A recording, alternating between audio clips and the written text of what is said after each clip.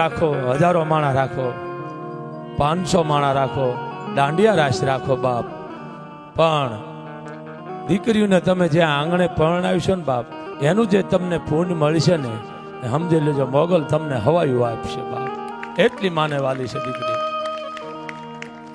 તમે એ તો વિચાર કરો રાજપૂત કે 18 વર્ષ જે બાપના આંગણામાં મોટી થઈ હોય એ દીકરી તૈયાર થાય અને એને પરબારી વાડીમાં તૈયાર કરીને 4 ફેરા ફેરો ત્યારે આંગણું નિહાકવો નાખીશ. એટલે હું બધાને કહું છું બાપ, ભલે મારો અવાજ ટેપ થતો હોય આમાં, પણ બને ત્યાં સુધી માવતરોને એટલું કહું છું દીકરીને ઘરે પરણાવજો બાપ.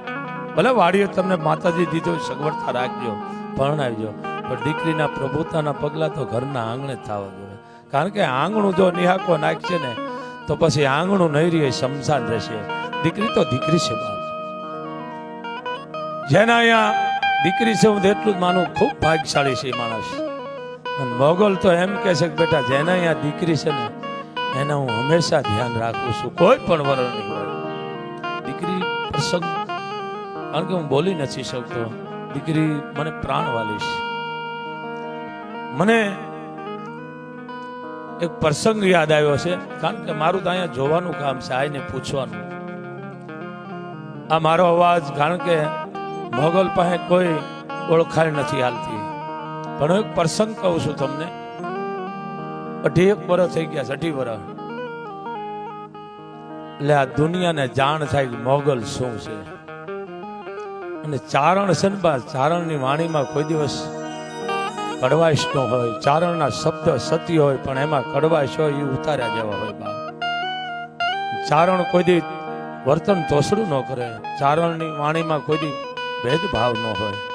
હું જોતો તો ભલે ઉતરતી બાપ, ઉતારજો કે છે. અહીંયા હજારો દીકરીઓ મારી દીકરા આવે છે, એમાં મારો સ્વભાવ છે બધાને આવો બેટા, આવો મારા હાવજ, આવો મારી દીકરી. એમાં એક કરતા કરતા એક દીકરી આવી 25-26 વર્ષની ઉંમર, હાથ મૂક્યો માથે, બેટા કેમ રોવા માંડી? એ દીકરી મોઢું મોકળું મૂકી દીધું મારી આગળ. મેં કીધું કેમ બેટા તું રોવા માંડી? કે બાપુ પહેલા મને રોવા દીધો, પણ કારણ શું છે બેટા? આ સત્ય હકીકત કહું છું, અમારા નજર સામેની વાત છે, આ મણિધર મોગલના સાનિધ્યની વાત છે. કેમ બેટા રોવા માંડી? આ વાત એટલા માટે રજૂ કરું છું કે યાદ રાખજો તમે. કેમ રોવા માંડી? કે બાપુ મને કોઈ આદિ હતી દીકરી નથી કીધી, તમે મને દીકરી કીધી, ઓરિયો મારા હાવજ. એટલે બાપુ મને એમ થાય છે કે મારી માન બાપ બે મળી ગયા. મેં કેમ બેટા તારા મા બાપ નથી? માં નથી, બાપ નથી, કોઈ નથી? એવું નથી બાપુ, તો હું તો અનાથ છું. હે હું અનાથ છું. કોઈ મારી માં મને મૂકીને વહી ગઈ છે, હું અનાથમાં મોટી થઈ, પણ બાપુ હું અવળી લઈને શેરી છું. તમે મને બેટા દીકરી કહો છો, પણ મને તો કોઈ ખરાબ શબ્દ સિવાય કોઈ બોલાવી નથી. અરે બેટા તું મારી દીકરી છો, તને કોણ કે? બાપુ મને તો બધા ગુંડકા કહે છે, હું ગુંડકા છું. આ દીકરી મારા શબ્દ સામે બોલી છે. તો કીધું આજથી તું મારી દીકરી છો બેટા, દુનિયા પણ ભલે છે કે, પણ મને કોણ અપનાવે? હું શું કામ બોલું છું કે દુનિયાને ખબર પાડવા માટે. મને બાપુ કોણ અપનાવે? એમાં એક પટોલનો દીકરો ઉભો થયો મારા સામે, સુરતનો છે. કારણ કે મારું એક નિયમ છે, હું કોઈની ઓળખાણ કાઢતો નથી. પટેલે એટલું મને કીધું બાપુ જો ઈ તમારી દીકરી હોય તો એ મારા માટે ગંગા છે, હું અપનાવવા તૈયાર છું.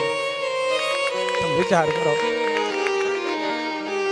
એ દીકરી ત્યારે એટલું કીધું કે બેટા આ દીકરી પાપ ધોઈ નાખ્યા છે મોગલના ધામમાં, માએ એના પાપ ધોઈ નાખ્યા. જો તું સ્વીકારતો હોય તો આ દીકરી મારી છે. પણ આ દીકરીને બેટા આ શબ્દો કીધી તું બોલતો ને કે મોગલ છો, બાપુ મારા માટે ગંગા છે જો તમારી દીકરી. એ દીકરીને 2-2.5 મહિના થયા છે, એને અહીંયા મોગલે દીકરો દીધો. તો વિચારતો ખરો, સુરતમાં છે દીકરી, અનાથ દીકરી જેને કહેવાય. કોણ એના મા બાપ છે એને ખબર નથી, કયું લોહી છે એને ખબર નથી. પણ મને એટલો આનંદ આવ્યો છે કે બાપુ મારે તમારી પાસે આવવું છે. એ બેટા તું સુખી હોય તો હંમેશા મોગલ તારું ધ્યાન રાખવા બેઠી છોડવાળી. તારે ઈચ્છા થાય તે દી આવી જાય. એટલે કહેવાનો મતલબ શું છે બા, ખરાબ ને તમે ખરાબ ન કહો, એમાં આપણે પહેલા છે. કોઈ દિવસ કોઈને ખરાબ ન કહો. હામલા માણસને ખરાબ પહેલા તમે 10 વખત વિચાર કરજો, આપણી ક્યાંક કોઈક ભૂલું કાઢશે. અને હું તો એ જ ચારણ છું બાપ કે તમારી હજારો ભૂલું હશે ને એમાંથી હું એક તમારી એક ગમે તે એક ને એક તમારો હાર પણ હું એમાંથી કાઢીશ. ભૂલ તો મારા માતરમાં છે પણ હું હજારોમાંથી તમારો એક ગણ કાઢીશું. એ મારામાં તાકાત છે મોગલની દયાથી. ભૂલ તો માણા માતર ન હોય પણ એમાંથી છે ને એના ગુણ ગોતો. તમે જીભાનને તમે ખાવશો ને બાપ, મીઠું લાગે છે અંદર બહુ તકલીફ દે છે. મીઠાશ જીભને હવા દે છે અંદર નથી દેતી, ધ્યાન રાખજો. પણ જે જીભાનને હવા જ ન દે ને એ પેટમાં ગણ કરે છે. આપણે ઓળખતા નથી બાપ, ખાસ ધ્યાન રાખજો. એટલે દીકરી પ્રસંગ મને બહુ વાલો છે. એટલે કવિ દાદની કલકતા છે, હું બોલી નથી શકતો પણ મને મજા આવી છે. કાળજા કેરો કટકો મારો ગાંઠથી છૂટી ગયો, કાળજા કેરો કટકો મારો. આ દીકરીને જ્યારે અહીંથી મેં પટેલના હાથમાં હતી ને ત્યારે દાદ બાપુની આ કવિતા મને યાદ આવી. ત્યારે મને બહુ યાદ આવી. ઓહો, તો માં દીકરીનું કોઈ નથી પણ તું તો છો ને. એટલે આ વસ્તુ મને બાપુની યાદ આવી હતી. આજ ગાંઠથી છૂટી ગયો, કાળજા કેરો કટકો અને મમતા રૂવે જેમ વેણુમાં, આવી મમતા રૂવે જેમ વેણુમાં કોક વીરડો ફૂટી ગયો. આજ કાળજા કેરો કટકો અને ગાંઠથી છૂટી ગયો અને રમતી તી તું જે ગલીમાં. આજ હુનો ઈ માંડવડો બેની બા, રમતી તી તું જે ગલીમાં. આજ હુનો ઈ માંડવડો અને આ બોલી પીપળ ડાળ બોલાવે.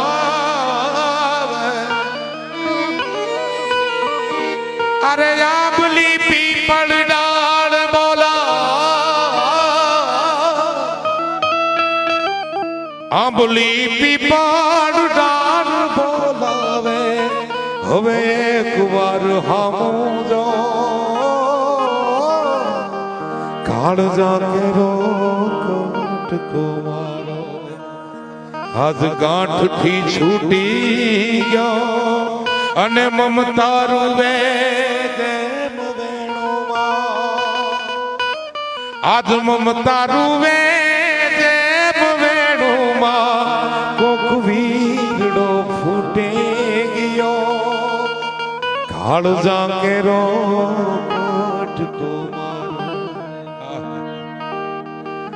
અને ડુંગરા જેવડો બરો બેની તે માંડ થોડંગિયો બેની બા. ડુંગરા જેવડો ઉભરો લાગ્યો તને આજ માંડ થોડંગિયો. ઓલી જાન ગઈ મારી જાન ને લઈને, દાદ કે જાન ગઈ મારી જાન ને લઈ. હું તો હુનો માંડવડો કાળજા કેરો કટકો મારો.